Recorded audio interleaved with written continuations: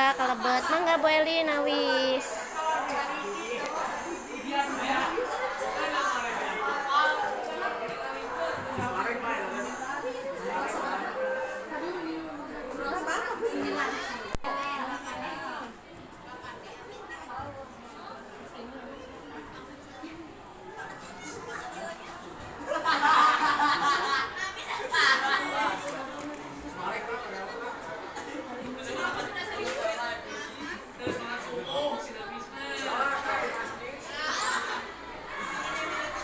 Enggak wilujeng Bu nawis.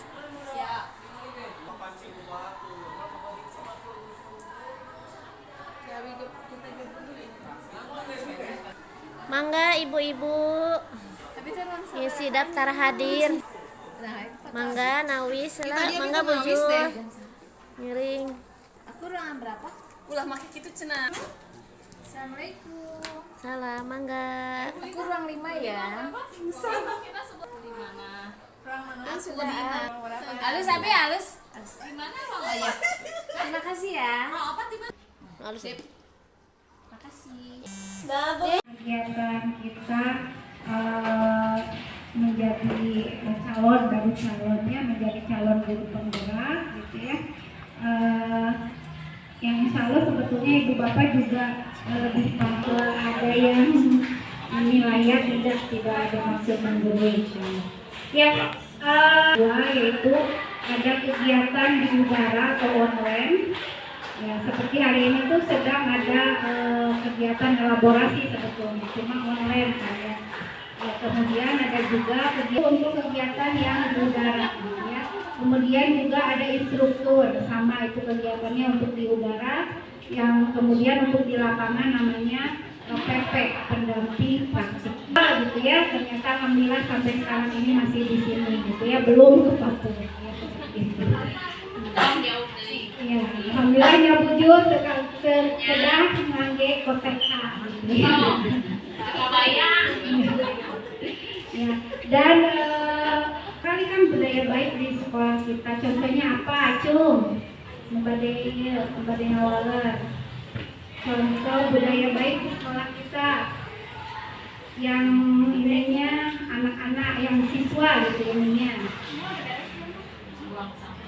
Ya. Ya, salam, sapa, gitu ya, sholat duha, apa lagi? Ya, buang sampah sesuai jenisnya, terus apa lagi? Ya, betul, apalagi bapak-bapak cacat ngawaler araya di komputer. Gitu ya, menciptakan budaya positif di sekolah kita, karena itu akan sangat membantu pada kelancaran proses belajar mengajar kita, ya. Dan yang paling penting untuk menciptakan budaya positif itu berawal dari diri kita sebagai guru, gitu ya. Banyak contoh yang baik.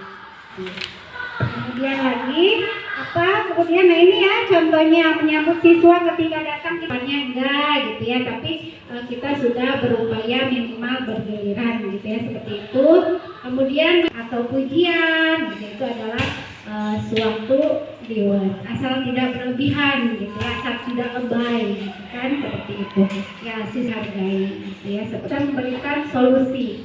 Bukan berarti dekat dengan anak kita jadi tidak bisa memberikan nasihat, kita tidak bisa jadi menegur, itu salah. Tapi dekat dengan anak itu membuat kita bisa memberikan solusi atau mendengarkan masalahnya, ya. Iya.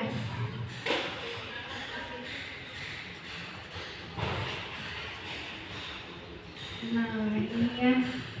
Apa ada hubungannya menciptakan suasana positif? Ini sudah ya tadi urusan. Assalamualaikum warahmatullahi wabarakatuh. Waalaikumsalam. Sekali lagi mohon maaf pada guru-guru kali ini. Yang kedua juga kita saling berbagi. Saya ingin mengajak rekan-rekan guru di sini mengetahui bagaimana perjalanan CGP.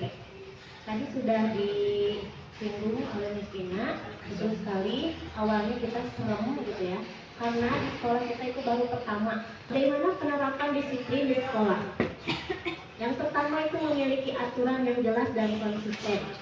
Sekolah kita sudah memiliki aturan di mana setiap ajaran baru atau MPLS, itu aturan sudah diedarkan ke seluruh orang tua dan ditandatangani. Yang kedua, memberikan pemahaman yang baik kepada siswa. Yang ketiga, mengenalkan konsekuensi dari pelanggaran aturan seperti yang sudah dilaksanakan, yaitu adanya Sampah Day yang hari Selasa. Meningkatkan komunikasi antara guru, siswa, dan orang tua agar semua pihak terlibat dalam proses disiplin. Ini sudah sekali ya, karena wali kelas di kita itu kerjanya bisa dibilang 24 jam. Ya, jadi mau jam berapapun, mau malam takbiran pun, mau puasa sahur, pokoknya mah kita selalu menerima, selalu on, gitu ya. Itu keikhlasan, adanya keikhlasan dalam diri kita sebagai guru. Selanjutnya, sekolah juga bisa memberikan pembinaan dan pembekalan keterampilan sosial kepada siswa agar mereka dapat mengelola emosi dan konflik dengan lebih. Yang menciptakan suasana belajar yang nyaman dan ramah. Kan ibu-ibu juga kadang menciptakan ya, mewujudkan kelas impian bagi siswa. Ada kita kan mau belajar di mana? Di luar aja Bu, biar lihat yang main bola atau lihat yang senam, atau sambil di taman misalkan. Itu kita menawarkan kepada siswa. Yang kedua, memastikan ruang kelas terorganisir dengan baik. Itu sudah tentu karena dengan adanya kesepakatan. Yang ketiga, membangun hubungan yang baik antara guru dan siswa. Alhamdulillah di kita sudah berjalan dengan baik dengan adanya tadi ya, membuka orang tua. Yang terakhir, memberikan dukungan dan perhatian ekstra kepada siswa yang membutuhkan bantuan tambahan. Nah, ini juga sudah saya lihat banyak guru-guru juga yang terbuka untuk mendengarkan keluh kesah anak-anak. Sehingga kita tahu kenapa sih si anak kayak gini, kenapa si anak kayak gini. Ternyata ada latar belakangnya.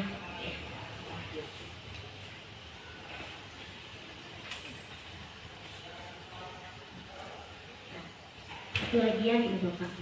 Apa saja harapan-harapan yang Anda ingin lihat berkembang pada siswa? Yang pertama, menjadi pembelajar yang disiplin dan mandiri, semangat belajar dimanapun, kapanpun, dengan moda apapun, meski tanpa kehadiran guru secara langsung. Yang kedua, memiliki ciri khas murid yang berakhlak mulia, taat pada agama, menjaga sopan santun, menghormati yang lebih tua, menjaga komunikasi yang baik dengan sesama, dan memiliki rasa peduli akan lingkungan sekitar mereka. Ini harapan-harapan yang ingin kita capai kepada murid-murid yang digabungkan atau disambungkan dengan visi kita ya. Mau bertanya atau mendiskusikan atau sharing, enggak, silakan.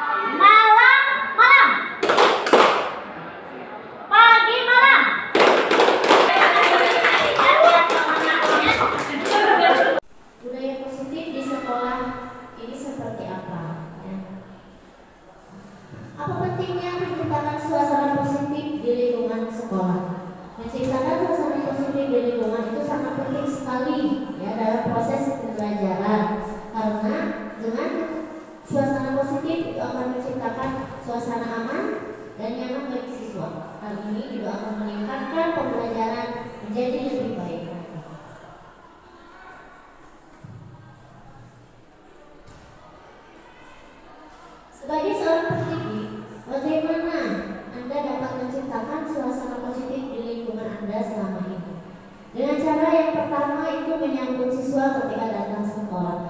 Jadi setiap hari Senin kita tim guru bersama OSIS akan berjajar di gerbang akan menyambut kedatangan siswa.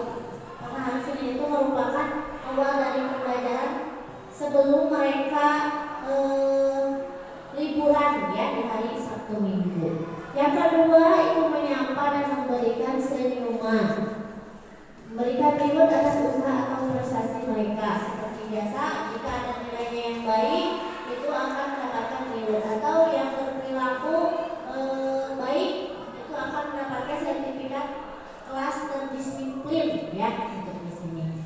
Selanjutnya mendengarkan dengan empati ketika mereka memiliki masalah. Nah, kita di sini berusaha untuk memfasilitasi siswa supaya bisa dekat dengan kita sehingga bisa cerita tentang kejadian di sekolah seperti apa atau di rumah. Bahkan ibu orang tua saya begini. Nah, jadi pendengar setia. Memberi dukungan dan dorongan saat mereka menghadapi kesulitan. Nah, itu tentu ya. Setelah mereka mau bercerita, baru kita memberikan solusi. Tapi kalau mereka belum mau memberikan solusinya, belum mau cerita, jangan dipaksa karena nanti tidak akan keluar masalah mereka. Ya. Selanjutnya, ya, assalamualaikum warahmatullahi wabarakatuh. Kita lanjutkan ya diseminasi budaya positif secara inklusif. Dan satu lagi ada tentang keyakinan kelas. Mari.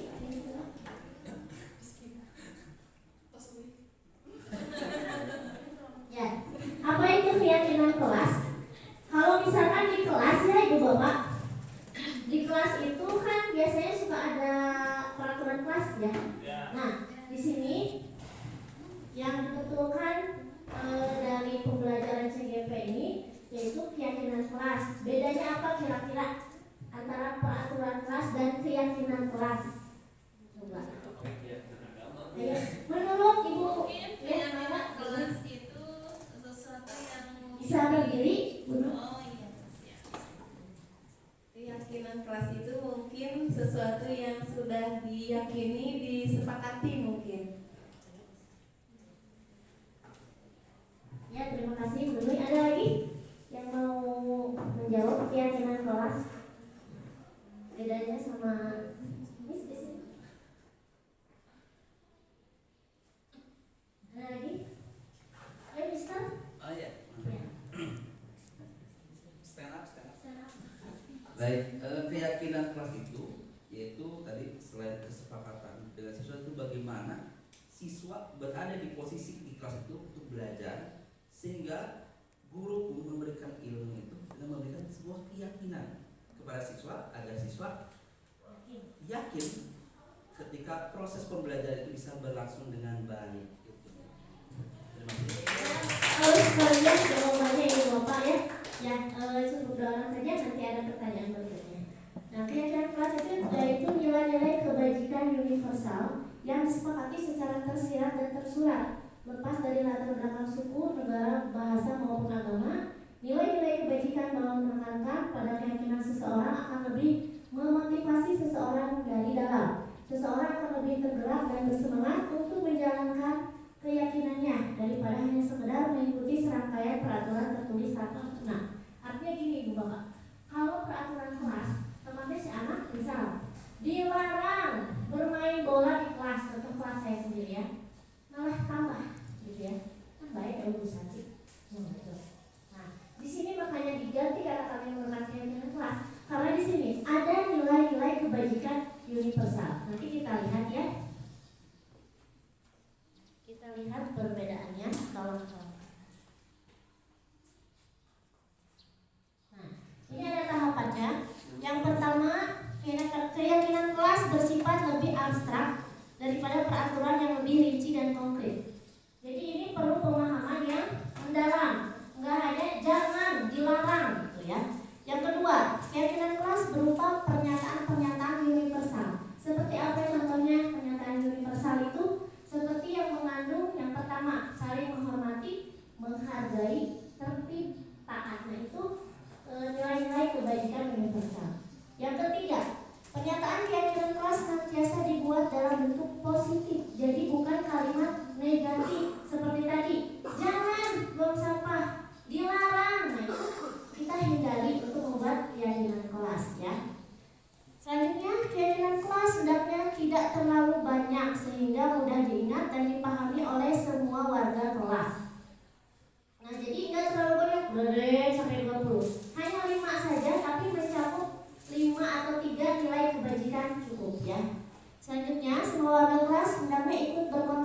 dalam pembuatan keyakinan kelas lewat kegiatan curah pendapat. Nah, di sini diskusi dulu ya, didiskusikan mau apa saja nih di kelas. Misalkan di kelas saya itu Bu anaknya main bola wae. Nah, kita harus bikin berembuk bagaimana gitu ya. Selanjutnya, bersedia meninjau kembali keyakinan kelas dari waktu ke waktu. Jadi, dievaluasi kembali apakah keyakinan kelas ini perlu nggak nih? Oh, udah bagus, berarti kita cari yang lain atau ganti ya. Nah, ini contohnya ya, Bapak. Ini dari SMP CGP yang tahun lalu yang sudah divalidasi. Misalkan, bekerja sama menjaga kebersihan kelas. Biasanya kita apa? Kira-kira Ibu Bapak. Ini saya sudah ganti menjadi bekerja sama menjaga kebersihan kelas. Ya, mangga. Dilarang buang sampah sembarangan. Apa lagi? Ada lagi yang mau menambahkan? Menjalankan tugas piket sesuai yang sudah dijadwalkan. Oke, bagus. Ada lagi? Dilarang mencoret-coret meja. Dilarang mencoret-coret meja. Betul. Itu bisa 3 ya. 3 dari peraturan kelas dibuat menjadi keyakinan kelas. Itu apa? Bekerja sama menjaga kebersihan kelas. Itu kata-katanya juga sudah positif. Selanjutnya, saling peduli, menghargai dan membantu satu sama lain ya. Misalnya apa? Kalau di program kelas yang biasa apa kira-kira itu Bapak? Tidak boleh membuli teman. Tidak boleh membuli teman, betul. Apa lagi? Menjemput guru ke ruang guru dan membawakan barang bawaan. Masya Allah. Semuanya ya.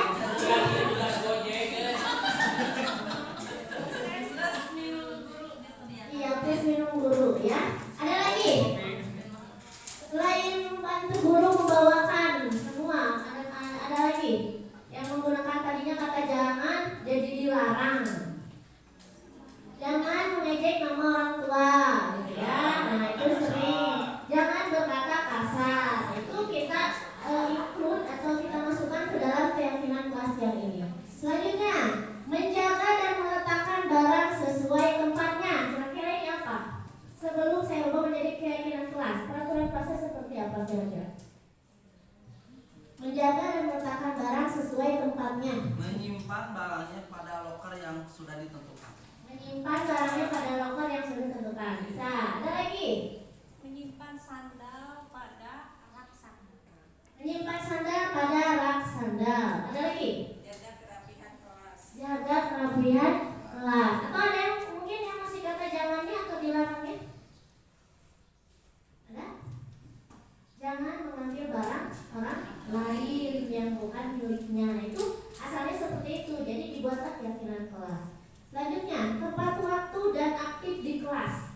Kira-kira kata peraturan kelasnya apa? Sebelum ada keyakinan kelas yang ini. Terlambat masuk kelas. Jangan terlambat masuk kelas. Betul. Apa lagi? Jangan sering ke toilet.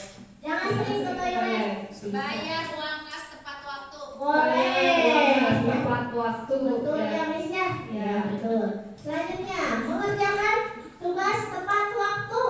Nah, Setuju. Ada? sebelumnya apa peraturan kelasnya?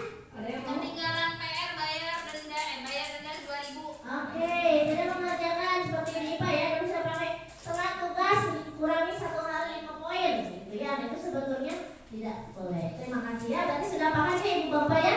Jadi menggunakan kalimat positif di sini ya. Hindari yang negatif. Sekarang kita masuk ke definisi restitusi. Sebenarnya apa sih restitusi? Nah, ini lebih ke penanganan ya. Mungkin Bu Upi ya lebih paham tentang segitiga restitusi gitu ya. Restitusi adalah restitusi adalah proses menciptakan kondisi bagi peserta didik untuk memperbaiki kesalahan mereka sehingga mereka bisa kembali pada kelompok mereka dengan karakter yang lebih kuat. kira-kira sebelum ke mendalam lagi tentang restitusi, Bu Upi pernah ya tentang restitusi? Soalnya ini berkaitan dengan penanganan karena di kelas itu kita tidak hanya mengajar saja, tapi harus menangani siswa. Misal ya, contoh contohnya ketika belajar ngobrol, apa yang kita akan lakukan ya? Di sini saya akan menjelaskan 5 kontrol. Stop pula. Peringatan memori penuh. Oke, selanjutnya apa itu restitusi akan dijelaskan oleh Miss Tina, rekan saya. Silakan. Ya, restitusi itu menurut Jan Rosen dalam bukunya Restitution School Discipline tahun 1998 mengemukakan bahwa guru perlu meninjau kembali penerapan disiplin di dalam ruang-ruang kelas mereka selama ini. Apakah telah efektif? Apakah berpusat, memerdekakan dan memandirikan murid? Bagaimana dan mengapa? Melalui serangkaian riset dan berdasarkan pada teori kontrol Dr. William Wieser, dosen berkesimpulan ada 5 posisi kontrol yang diterapkan. Posisi kontrol tersebut adalah penghukum, pembuat rasa bersalah, teman, pemantau, dan manajer. Ya, selanjutnya nih. Ya, di sini ya. Jadi di sini kita sebagai restitusi ya. Jadi pasti kita sebagai pemimpin pembelajaran di sini. Ada 5 kontrol. Yang pertama penghukum. Penghukum kita kadang, saya terutama ya, kadang berprofesi sebagai penghukum kepada siswa. Misal berdiri, gitu ya. Berdiri langsung, kenapa? Ngantuk, ajaib, gitu. Nah itu sebagai penghukum, gitu ya. Yang kedua sebagai teman, didekati dengan candaan.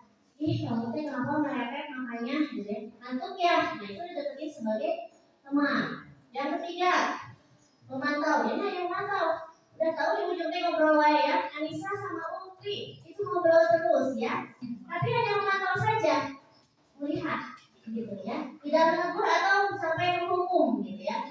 Selanjutnya sebagai pembuat rasa bersalah. Nah ini, ih kamu jangan ngobrol aja. Nanti ibu ditegur kepala sekolah. Nah harusnya si Bu Santi, gitu ya. Jadi saya Bu Santi gara-gara saya ditegur sama kepala sekolah karena ngajarnya tidak betul. Jadi si anaknya merasa bersalah, gitu ya. Yang terakhir sebagai manajer. Nah ini yang paling penting ya. Yang paling bagus di antara 5 kontrol ini itu adalah sebagai manajer, di mana kita jika ada terjadi seperti itu kita tidak harus menjudge anak itu. Kita panggil, misalnya ada anak yang pastikan anak dan si Eka mengajarkan gitu ya. Nah itu saling menyuruh. Nah kita sebagai manajer itu menjadi posisi tengah, menengahi bagaimana. Nanti ada bisa contoh kasusnya ya. Nah ini yang tadi ya sebagai penghukum. Di sini ada nada suaranya tinggi, bahasa tubuh, mata melotot, dan jari menunjuk-nunjuk seperti tadi. Kamu, nah itu kita sebagai posisi sebagai penghukum. Selanjutnya membuat rasa bersalah. Nah yang tadi ya. Nada suaranya mengulas harus sedih, bahasa tubuh pelan pada anak. Ih kamu mah ih gitu ya, jangan juga sedih gitu ya, ini kepala sekolah. Nadanya seperti itu. Selanjutnya, nah kalau sebagai teman kita sambil akrab bercanda, hey guys gitu ya. Jadi kita masuk ke posisi teman. Selanjutnya, nah yang memantau tadi ya. Jadi biasa aja, itu hanya memantau saja. Nah, ini yang terakhir menurut saya yang paling penting yaitu sebagai manajer gitu ya. Nah, di sini. Nah, ada yang disebut dengan segitiga restitusi. Maka dilanjut segitiga restitusi. Ya, selanjutnya adalah segitiga restitusi.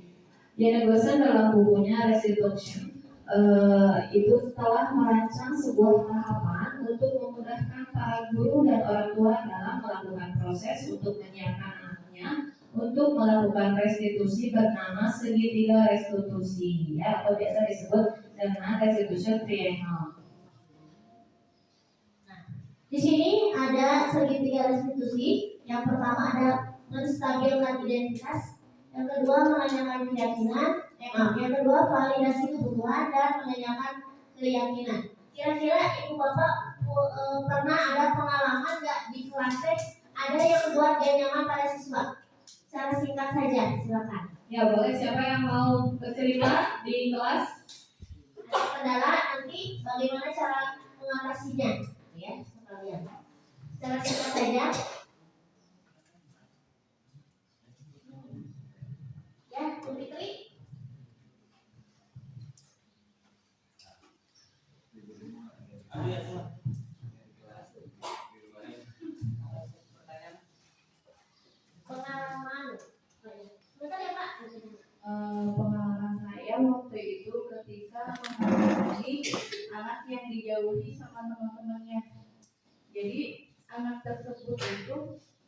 Kalau menurut saya sebenarnya bagus sebenarnya, cuma karena nggak tahu ada penilaian apa dari kelompok anak itu sampai menjauhi anak tersebut.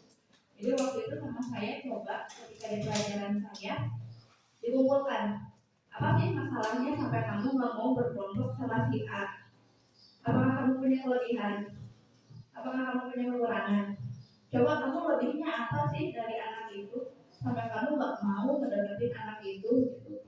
Padahal kan kita di sini sama sekolah bareng, kita di sini mencari ilmu bareng gitu. Kenapa sih harus membeda-bedakan teman? Jadi ketika itu sama saya dikumpulkan anak-anaknya, kita cari permasalahannya apa, lalu kita kasih solusi. Jadi saya memberi pandangan ke anak-anak, jangan sampai dong kita membeda-bedakan anak itu karena mungkin gitu ya pemikiran anak itu karena dia bodoh lah, dia nggak bisa ngerjain apa buat kanva, terus dia nggak mau kerja kelompok gara-gara rumahnya jauh. Jadi hilangkan rasa-rasa egois menilai anak, jangan sampai kita menghindar, jangan sampai kita apa ya memblok si anak itu, saya nggak mau berteman sama dia gitu. Jadi kalau pengalaman saya waktu itu kayak gitu sih Bu Nanti. Ya, terima kasih ya Bu Fitri sudah berbagi pengalamannya di kelas tadi tentang segitiga restitusi. Ada lagi? Tadi Pak Cucu mungkin mau sharing juga pengalaman di kelasnya seperti apa. Silakan untuk sama-sama kita boleh ceritakan kepada rekan-rekan ya. Silakan Pak Cucu. Yang saya alami ketika pembelajaran di kelas, saya sering mengumpul ya Bu, ada anak yang setiap pembelajaran itu di pembelajaran apapun dia itu bermain, tidak sering memperhatikan.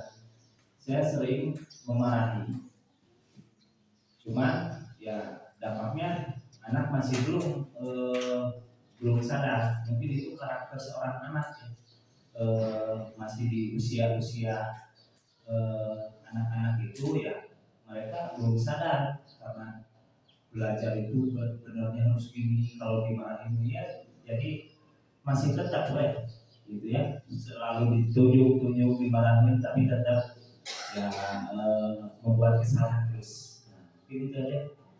Ya, terima kasih ya pada Pak Cucu yang sudah berbagi juga tentang pengalamannya di kelas. Silakan mungkin ada Bu Santi. Ya mungkin kalau berdasarkan pengalaman saya pernah menemukan seorang siswa yang ada masalah di rumahnya gitu ya, sampai terbawa ke sekolah, seperti jadi suka tidur di sekolah di kelas gitu, atau malah menjahili teman-temannya yang lain gitu. Ternyata ada masalah di rumahnya. Ya saya berusaha untuk menjadi teman gitu ya. Jadi saya coba pancing misalnya dengan bertanya selayaknya teman. Waktu itu dia kan senang banget main game. Jadi ceritanya saya suka main game yang dia sering main gitu. Padahal saya enggak, cuma saya sotoy aja gitu ya, agar masuk dulu ke dunia dia gitu. Sampai akhirnya masuk, awal-awal mungkin ngobrol tentang game, lama-lama akhirnya terkuak kenapa dia bisa berperilaku seperti itu di kelas. Itu paling utama dari saya. Ya, terima kasih juga ya pada Bu Anissa yang sudah menceritakan pengalaman di kelasnya tentang tadi segitiga restitusi. Ya, betul sekali ya. Dari ketiga kasus ya, ini saya bilangnya kasus karena begitu banyak sekali ya fenomena yang terjadi di kelas gitu ya. Tergantung kita sebagai kontrol yang mana. Kira-kira yang tadi Bu Fitri lakukan sebagai kontrol yang restitusi yang mana kira-kira menurut Ibu Bapak? Antara 5 tadi ada menghukum, memantau, membuat rasa bersalah, teman, dan manajer. Kira-kira Bu Fitri yang mana? Manajer, betul ya, karena mengklarifikasi dulu, tidak langsung, Bu, aku nggak mau nih sama ini, karena si ini kan udah dicetak bodoh. Nah, nggak seperti itu, tapi mengklarifikasi, ngasih pengertian ke anak-anak yang bermasalah tadi. Yang kedua tadi, yang dari Pak Cucu, kasus Pak Cucu, kira-kira Pak Cucu sebagai apa nih? ujung-ujung marah-marah terus gitu ya. Itu sebagai apa? Sebagai pendukung, betul ya. Yang ketiga tadi yang Bu Anissa mendengar sebagai apa? Sebagai teman, betul. Pertanyaannya, apakah setiap pembelajaran kita nggak boleh sebagai pemukul, harus sebagai teman, atau harus sebagai manajer, atau kelima-limanya harus kita miliki? Kira-kira kalau Bapak Ibu seperti apa?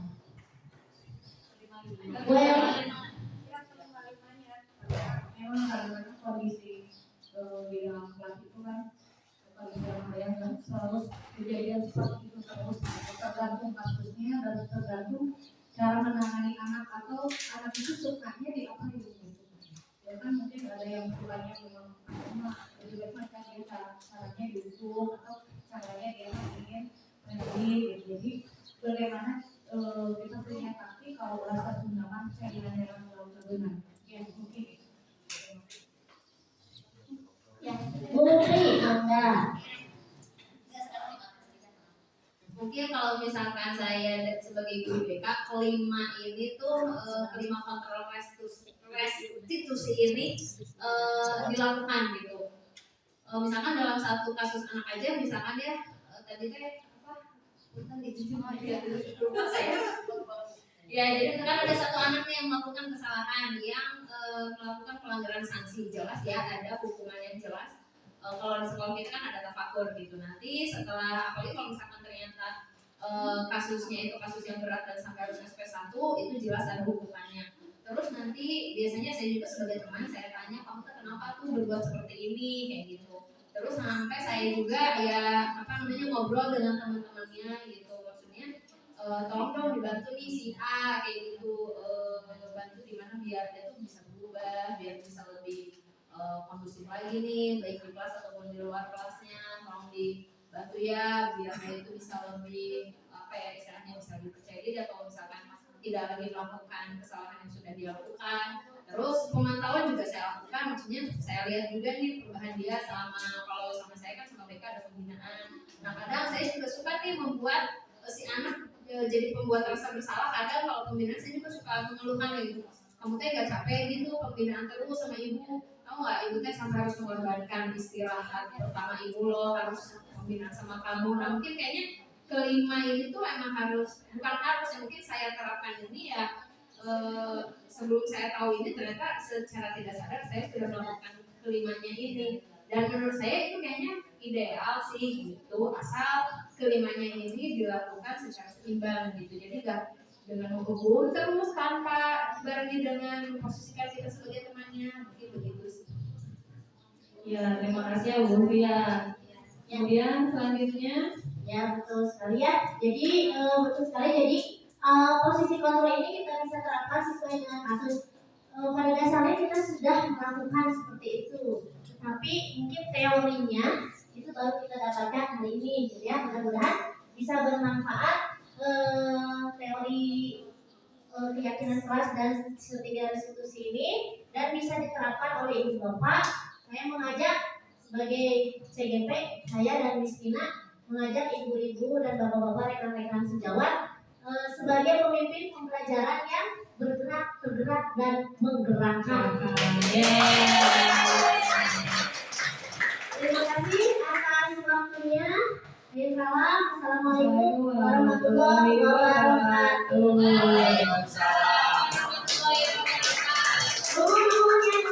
Assalamualaikum warahmatullahi wabarakatuh.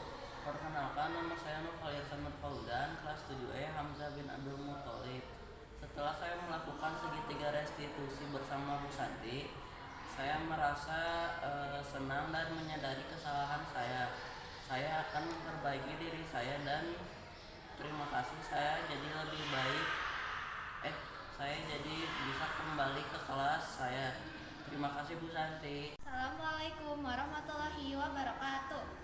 Perkenalkan, nama saya Titani Salimah Damanikana kita dari kelas 7A Abu Bakar Asyidik. Setelah saya membuat keyakinan kelas dengan Bu Santi, saya merasa senang karena keyakinan kelas yang dibuat berdasarkan diskusi kita bersama siswa-siswa kelas 7A dan kata-katanya positif yang membuat kelas kita jadi nyaman dan kompak tanpa harus maksa-maksa lagi, terutama ke anak laki-laki. Terima kasih Bu Santi.